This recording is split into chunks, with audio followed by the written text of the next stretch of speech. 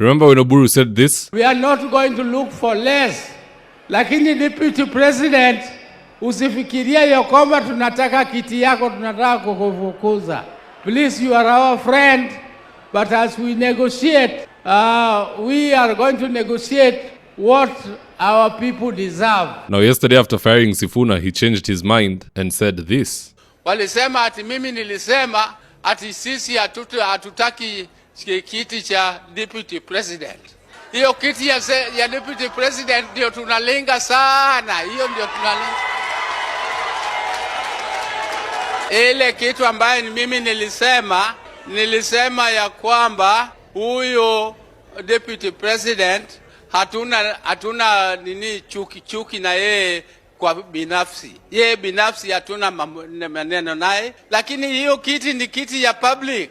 Election ikifanyika. So youth leader Oburu has now shown his claws ahead of 2027, and as such, in this video, I want us to look into some of the repercussions that will follow if Oburu and team succeed in removing Professor Kithure Kindiki as deputy president. And so with no further ado, let's get after it. Number 1, for the Mlima Kenya MPs who impeached Gachagua and then continued to support Ruto, to them it always felt okay for as long as Kindiki was selected and preserved as Rigathis replacement. But if Ruto and Oburu succeed in removing Kindiki, then those MPs will be eternally finished. Because how do you explain to Mlima the fact that you lost 2 sons in one election cycle? The people will revolt against them, which is why the likes of Ishungwa, Moses Kuria, Kawanjiku and so on have all gone radio silent. They did not expect that Ruto would betray them, yet the signs are already there. I mean, the fellow has already started adding ODM colors to his cap, as you can see here.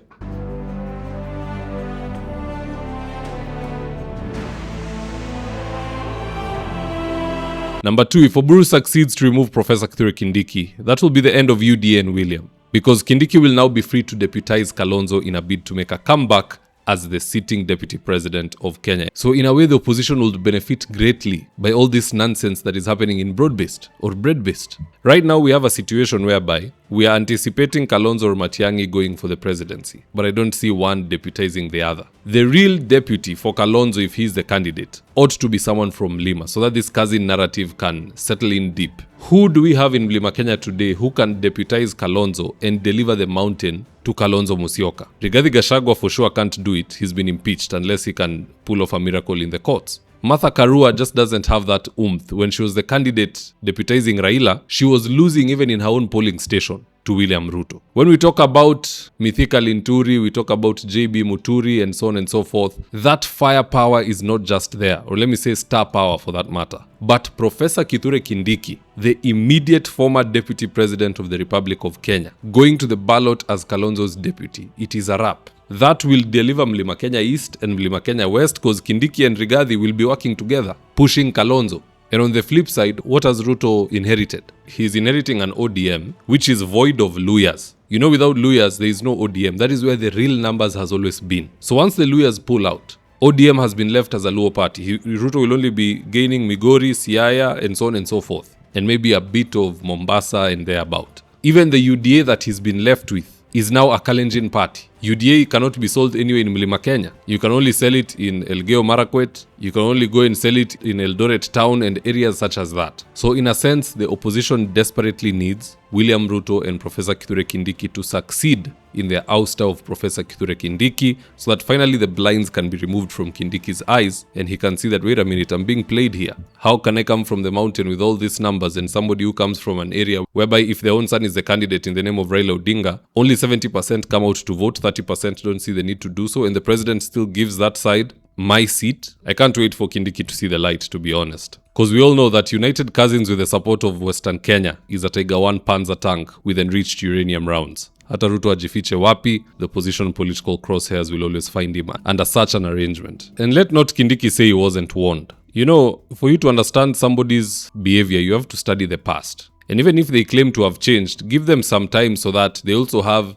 a period in the past where we can say they changed. ODM has never changed. From time immemorial imekuwa ni chama ya vurugu, chama ya shortcut na kunyakua vitu ambazo si zao. That is why wakienda maandamano, wakiona hii kikombe wanabeba, simu imekaa mbaya wanabeba. Wakiingia kwa korido ya serikali, atakawa waliingia na dirisha, wakiona mtu amekaa mbaya wanachukua hiyo kiti. That is what has always been happening. Look at what Raila did in 2007. Handshake with Kibaki. Suddenly he and Kibaki were the ones running the government. Kalonzo was sidelined. We move into 2017. Handshake with Uhuru Kenyatta. Suddenly it is Raila and Uhuru Kenyatta who are running government. William Ruto is sidelined. The same group has come back. It is Ruto and Kindiki who are supposed to run the government. Oburu amejileta pale. Now it is going to be Oburu and Ruto, or Wanga and Ruto. I don't know who they are going to choose. Kindiki will be sidelined. To me, all the better. Like I said earlier, we need Kindiki on the side of opposition. That will be the final nail in Kasongo's political coffin. Hiyo tombstone itasoma Rose 2022 August, Sunset 2027 August. From there we continue with the politically living. Wale wako na morbid